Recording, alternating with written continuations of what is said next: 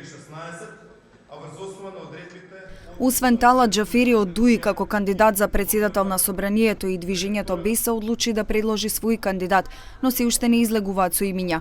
Од СДСМ в понеделник ќе го објават својот став за тоа дали ќе го поддржат кандидатот на ДУИ, чие име го објави портпаролот на интегративците Бујар Османи, но не потврди дали ја имаат поддршката од партиите кои собраа 67 подписи.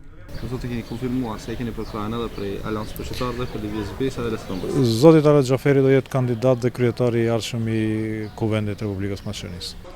И раководството на Движењето БЕСА предложи свој кандидат за собраниски спикер. Портпаролот на оваа партија, Орхан Муртезани, не откри имиња, но според неофицијални информации на партијата станува збор за Африм Гаши или Фадил Зендели.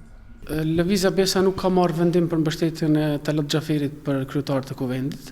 Vendimi i fundit e kryesisë qendrore të Lëvizjes BESA është që ne të kemi kandidatin ton për kreun e Kuvendit. Derisa nuk ka ndonjë vendim tjetër të kryesisë, mbetet në vendim kjo që ne do kemi kandidat tonin për kryetar të Kuvendit.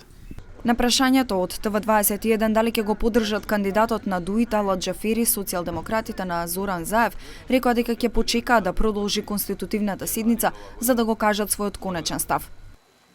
Ние очекуваме во понеделник дека ќе продолжи конститутивната седница на Собранието на Република Македонија, која прво ќе почне со избор на членови и председател на Комисијата за избори и именувања. На седницата треба да се избере и новиот собраниски спикер. Во понеделник ќе биде соопштено она што представува договор на 67 пратеници од новото парламентарно мнозинство околу кадровското решение за председател на Собрание.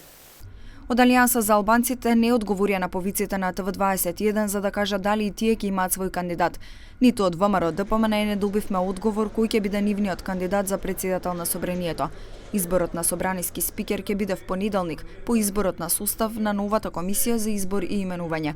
Според уставот и правилникот на Собранието, председателот на Собранието се изгласува со мнозинство или со 61 глас од пратениците.